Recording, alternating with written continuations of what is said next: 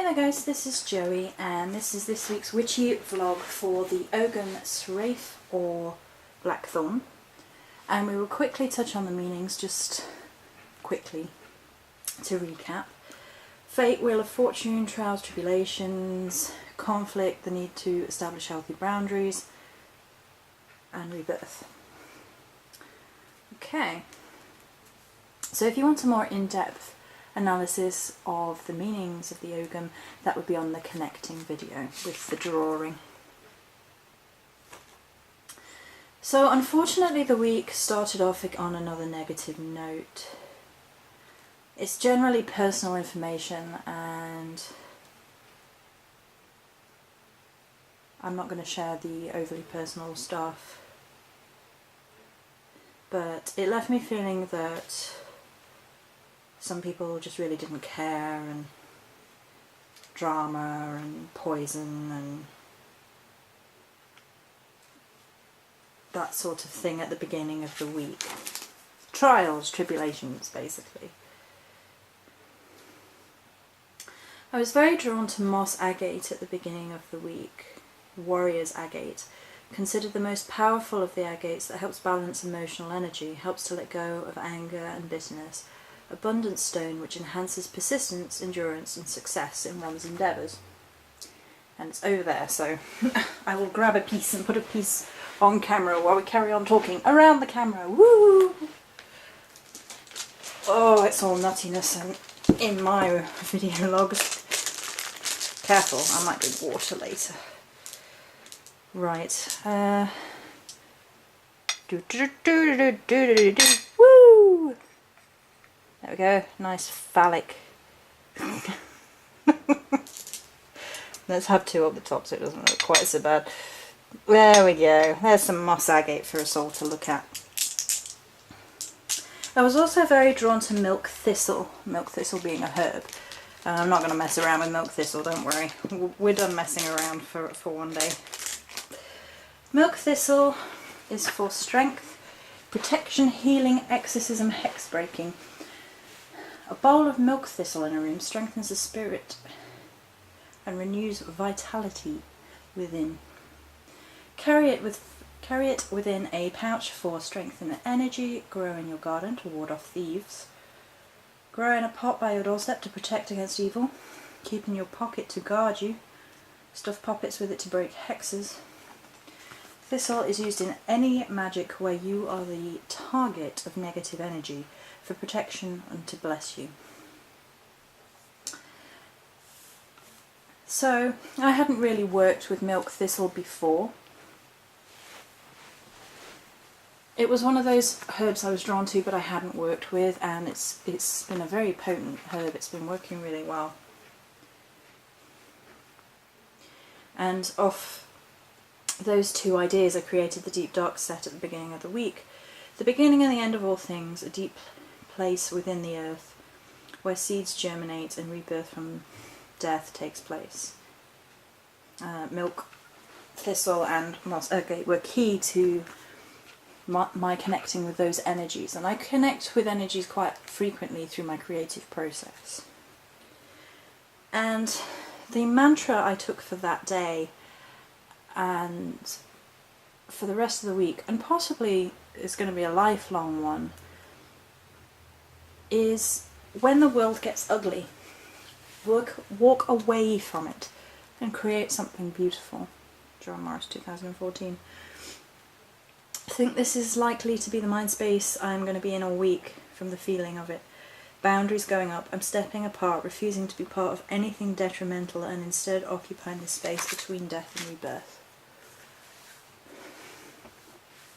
Obviously not in a physical sense, but in a spiritual sense, to occupy the space between death and rebirth is to understand that sometimes change, as in death cycles within our lifetime, which is something I've talked about at length before, don't often come as instantaneously as we think that they will.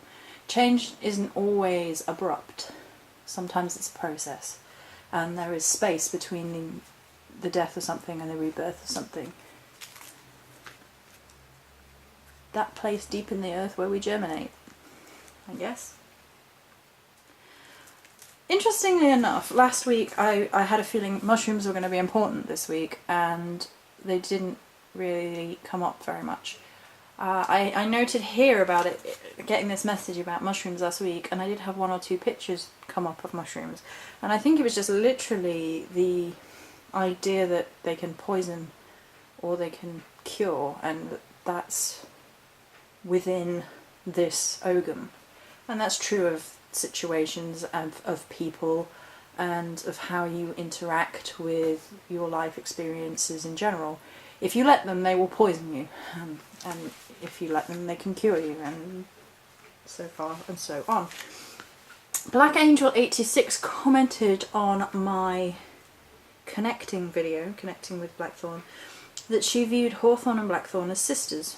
Hawthorn is the younger, gentle cleanser, whereas her older and darker sister is a deep and thorough cleanser. You call on Blackthorn for deep, painful, and powerful cleansing. Which was her interpretation of it, which was beautiful. It's not quite how I interacted with it, but I wrote it down because A, it was so beautiful and meaningful, and I was interested to see how I interacted with this ogum compared to other people. Everything you see has its roots in the unseen world, Rumi. Again, that idea of connecting back to that space, that deep within the earth space. Yesterday I felt quite angry and lost. Today I feel more creative. And rather than sort of dwell too much, I tried to focus on positives and release the awesome video to celebrate those few who have continuously inspired and stuck by me. Oh, this is a good quote. I really like this one. Only dead fish go with the flow, peaceful warrior. I just thought that was good. I just thought it was funny.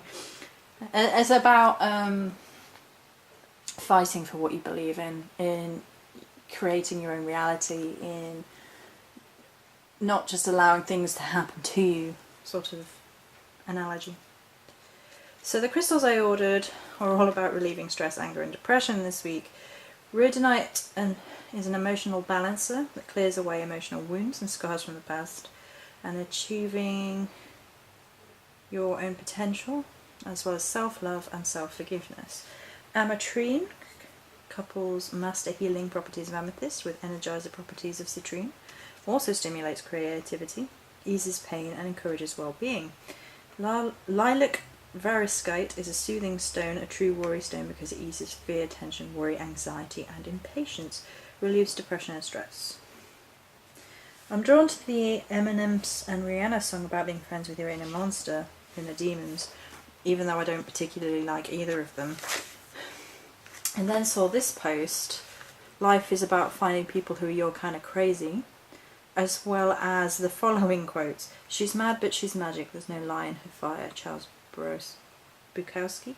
Sometimes following your heart means losing your mind, peaceful warrior. I also created the Witch's Garden, all about self-discovery. It felt very much at this point in the week that the universe was telling me to embrace my inner crazy.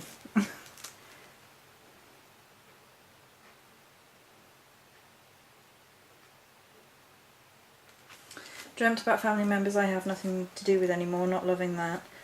Both were to do with losing my home and insects being a nuisance. Time for decursing, cleansing, and setting boundaries. I usually give people more chances than they deserve, but once I'm done, I'm done. And then I wrote down about overcoming your ego, which I'm not going to go into because I'd like to do a whole video about that. So you may encounter many defeats, but you must not be defeated. Old Crone's Corner.